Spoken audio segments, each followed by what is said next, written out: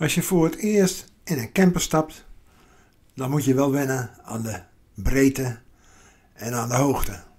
Maar je bent een ervaren rijder in de personenauto en je bent daar heel snel aan gewend en het duurt niet lang of je kunt ermee lezen of schrijven. Oh, daar gaat de spiegel.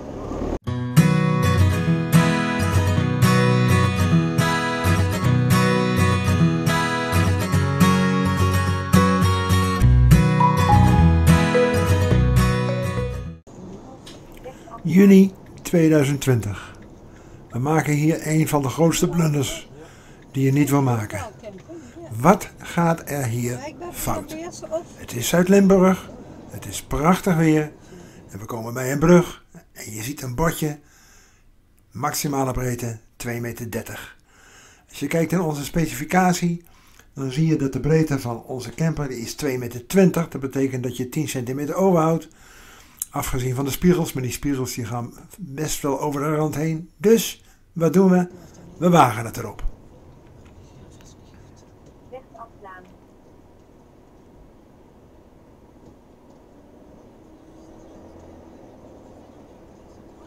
Het gaat goed, maar ik zou het nu niet meer doen. Hier nog zo'n geval. Mijn timmermans oog, die laat me hier helemaal in de steek. Ik denk dat het kan. Maar ik hou geen rekening met onze luifel. Die komt tegen deze klep aan. Het gevolg is een lange kras. Hier zie ik een bordje helemaal over het hoofd. En dan komt hij nog een keer, dat bordje. Ik zie hem weer niet. Ik zie wel wat er aankomt en ik schrik me helemaal de blubber. Gaat dit goed? Volgens het boekje niet. Ik moet er tegenaan komen.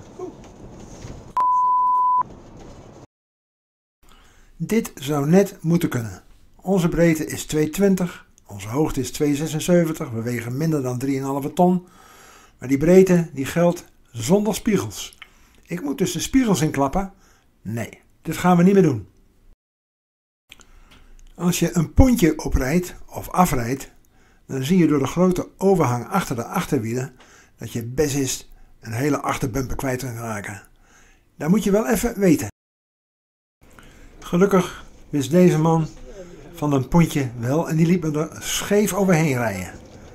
Nou, de volgende keer moet ik het nog schever doen, maar het ging goed.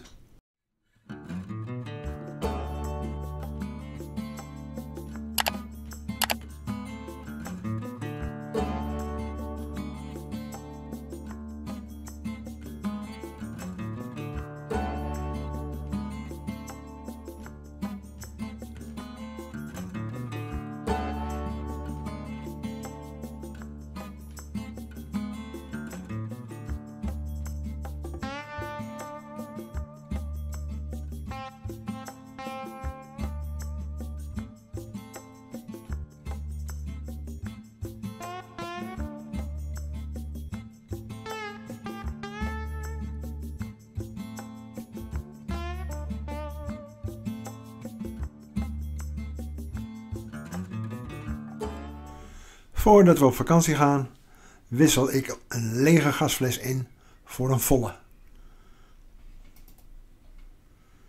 Je moet natuurlijk zorgen dat je voldoende gas bij je hebt.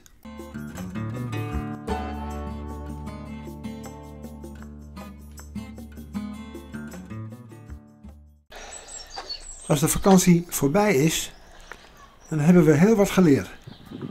Nou, zet hem daar maar neer. Dit zijn dan onze gasflessen. En 2 keer 10 kilo propaan. Je ziet, we hebben plastic glasflessen. Deze is helemaal leeg, die gaan we inruilen. Deze is voor de helft nog gevuld. Dus we hebben afgelopen vakantie zeg maar 1 volle fles hebben we netto gebruikt. Je kunt misschien nog wel wat meer gebruiken. Dit is van het type Benengas. Benen staat voor België en Nederland. Je kunt deze alleen maar inruilen in België of in Nederland. Wil je dat ding inleveren in Frankrijk? Gaat niet. Die hebben hun eigen flessen. Spanje en Portugal gaat al helemaal niet. Spanje heeft ook zijn eigen flessen, maar die heeft ook nog een andere verbinding hier. Alle Europese landen die hebben bijna andere verbindingen. Dit is een zogenaamde DIN-aansluiting. In Portugal hebben ze een speciale klep erop. Kan niet. Dus alleen maar in te wisselen in Nederland en België. Op zichzelf is dat niet zo'n probleem. Want je hebt genoeg voor, denk ik, 8 tot 12 weken. Als je tenminste een beetje zuinig doet met je kachel en met je boiler, dan moet het lukken. Wil je langer, wil je bijvoorbeeld gaan overwinteren of zoiets dergelijks, ja, dan moet je toch iets anders verzinnen. Kun je misschien denken aan LPG. LPG, daar moet je een tank in laten bouwen en dan moet je wel zorgen dat je de juiste nippeltjes en toestanden en aansluiting hebt, anders dan past het weer niet. Wil je bijvoorbeeld gaan wintersporten, is LPG ook weer een probleem. LPG is ook een probleem in Scandinavië.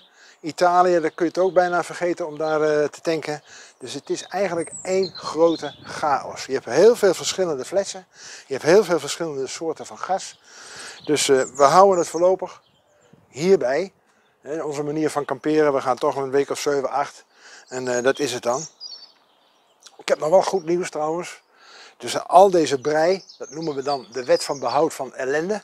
Eigenlijk is er één klein lichtpuntje. Ik denk dat binnenkort er één uniforme gasfles komt. Dat is dan geen gas, maar dat is waterstof. Dat gaat de toekomst worden. Iedereen dezelfde fles. Die kun je inleveren in welk land dat je ook bent en je krijgt een volle, krijg je weer terug.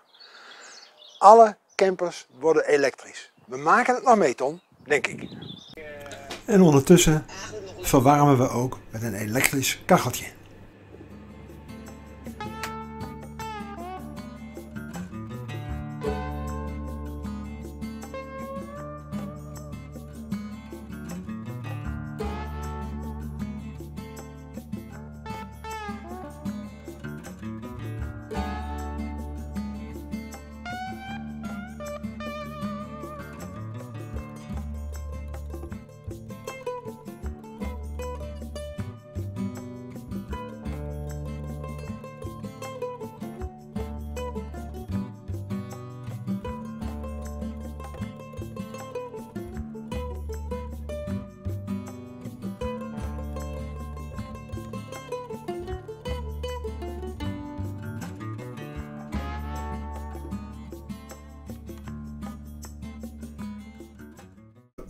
De volgende tip gaat over het gewicht van de camper. 3500 kilo is het absolute maximum. Als je gecontroleerd wordt en je bent te zwaar, dan heb je een hoop ellende en het kost je een hoop geld.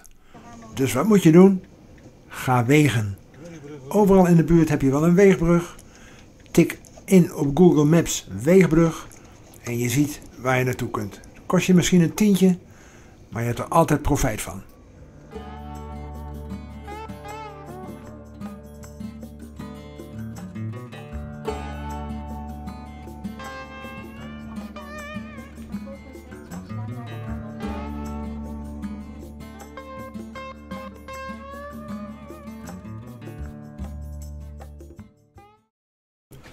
De laatste tip in dit filmpje, dat is een hele onnozele. Wat is diesel in het Portugees? Nou, je kon je nog wel eens vergissen.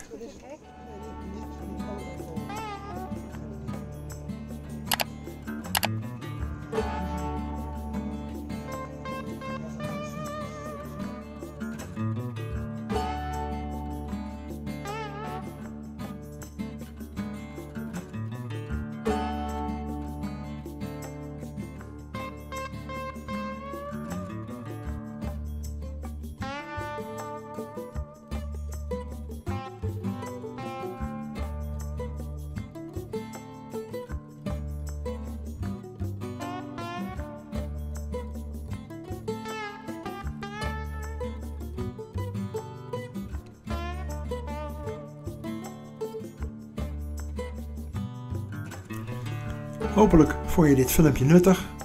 Heb je zelf nog tips of commentaar? Laat het weten.